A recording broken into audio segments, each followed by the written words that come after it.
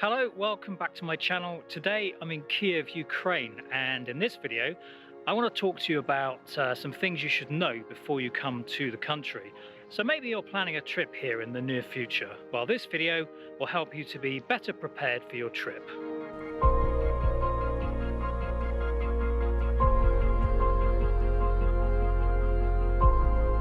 So, is Ukraine safe? Well, I would say yes, absolutely. Yeah, there is a war going on in the east of the country, and that is a terrible situation. But you're not likely to be anywhere near that, so it's not going to affect you. I would say that Ukrainian cities are no more dangerous than a Western European city, for example. Just exercise the same caution that you would in any other big city. Probably a common crime here is pickpocketing, so make sure you keep your bag in front of you where you can see it and don't flash your phone or your cash.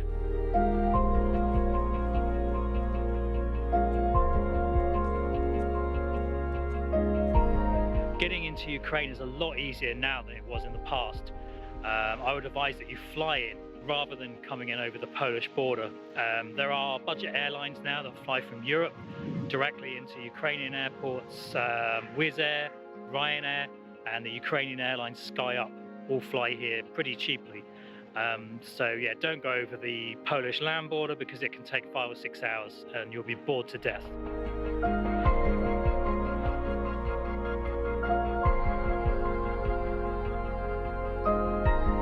One thing to be aware of is when you come through arrivals in the airport, all of a sudden loads of taxi drivers will come up to you and ask you, taxi, taxi. Be aware that these taxis are usually twice, if not 3 times the price of what they should cost. So my advice would be to use Uber or Bolt. There's also one called Uklon, which is the Ukrainian one. So download these apps before you come, and you can put your credit card information on there so you don't need cash, because sometimes taxi drivers say that they don't have change. So to get rid of that problem, download the apps and put your credit card on there. If you fly into Borispol Airport, there is a train that goes from the airport to the central railway station. It's cheaper than a taxi, it's modern and it's comfortable. So yeah, these are the ways you can get from the airport into the center of the city.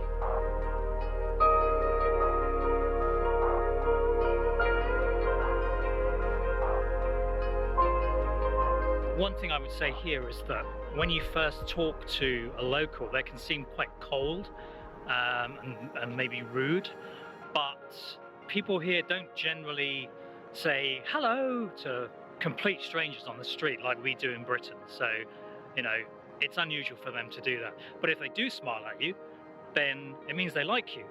Yeah, so you actually know they like you if they smile at you. Whereas in Britain, we smile and say hello to everyone, even if we don't like them. So there you go. So yeah, don't be put off by this kind of perceived rudeness, especially in shops. It's just the way it is. And actually, now when I go back to Britain, I find it kind of strange when strangers come up to me in the street and say, "Oh, good morning," or they say hello to me in the supermarket and ask me what I'm doing for the rest of the day or something. So I've been kind of conditioned now to the Ukrainian way. I'm now Ukrainian.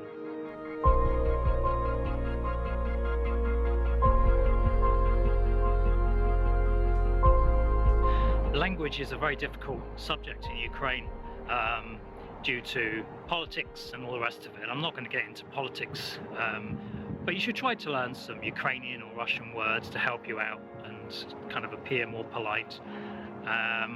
Of course, Ukrainian is the native language, but many people here also speak Russian. English is not as well spoken, or not as commonly spoken. I would say that young people still are learning English at school, so you'll find young people who speak English, but over 40s maybe a few words. They'll impress you with their hellos and their goodbyes, but that's maybe about it. It's very windy here, so I hope you can hear me. So if you can try and learn the words in either Ukrainian or Russian for hello, goodbye, please, thank you, etc., then people will appreciate that. And I actually chose to learn Russian purely because it was just a more practical language for traveling. So it's really up to you.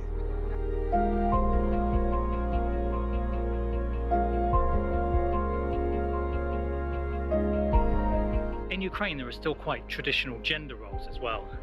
Both men and women do work, but the man is expected to kind of be the main breadwinner, and the woman will bring up the children. Also, if you happen to go out on a date with a local girl, as a man you'll be expected to pay, and if you're a woman watching this and you go out with a Ukrainian man, then he will want to pay. Doesn't mean that he's after anything or he's expecting anything, it's just the culture. Another thing to be aware of, and I learned this the hard way, is if you meet a man, it's absolutely fine to shake his hand, yeah, like we do in the West, no problem at all. But if you meet a woman, this is not common. And when I first met my wife's mum, I walked up to her and shook her by the hand, and she looked at me like I was an idiot. So if you don't know them, just say hi, or if you know them, then you can give them a hug, and that's absolutely fine. The women, that is, not the men. If you hug the men, then you might get a strange look.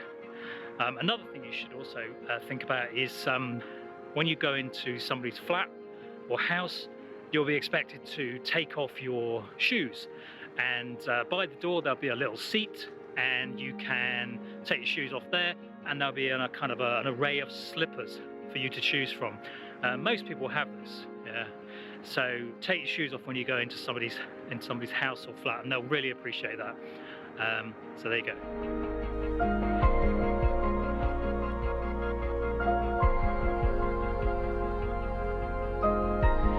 One of the questions people ask themselves before they go to a new country is, do I need to change currency before I leave? And I would say with Ukraine, absolutely not. You know, when you arrive here, you can use the taxi apps, as I mentioned, and you can pay for the train on a card as well, so you don't really need to worry about that. Also, around the cities, there are many places to change your money, and the rates are okay. I would say probably the only place where you will need actual cash is in a market, yeah, a street market, where you want to buy souvenirs or something. Other than that, you can get by with cards or Apple Pay or Google Pay or something like that.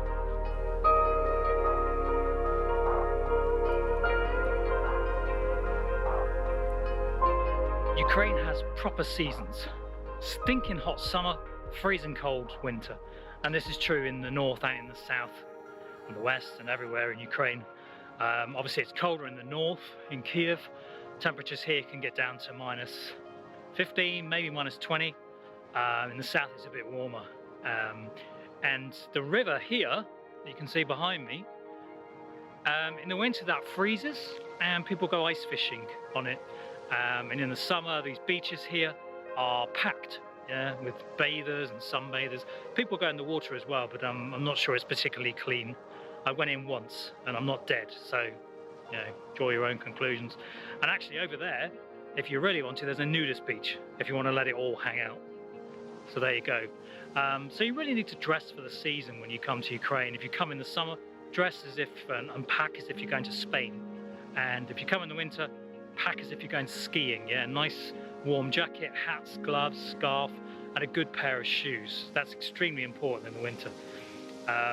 In the south it does rain a lot, in the north you get more snow, but once the snow melts, it gets slushy, it's horrible. So you really need to make sure you've got good shoes, extremely important, good shoes. But I like the seasons here. You know, I come from England, and in England we don't have seasons. Well, we have two, don't we? Wind and wind with rain. So yeah, I like the seasons in Ukraine.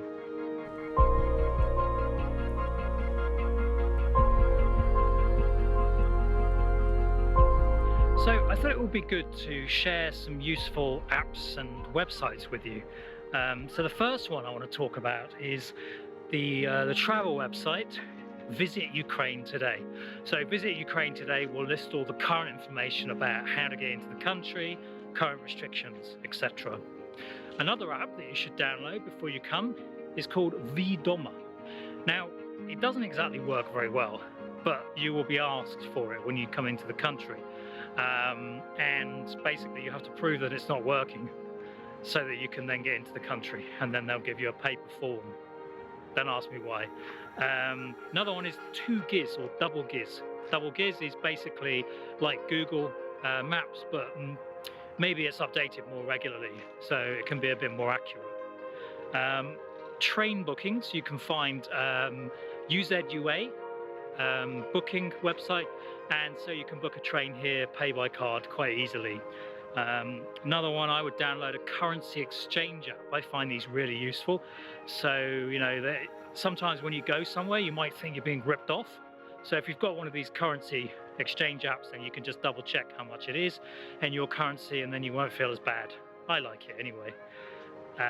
And also I mentioned about these apps for taxis, yeah, Bolt, Uber, and Uklon is another one that you can download. So download these before you come. They're extremely useful. Okay, so with that in mind, I will leave you today. I hope this video was useful for you. If it was, then please give it a like and subscribe to my channel, and I will see you in the next video.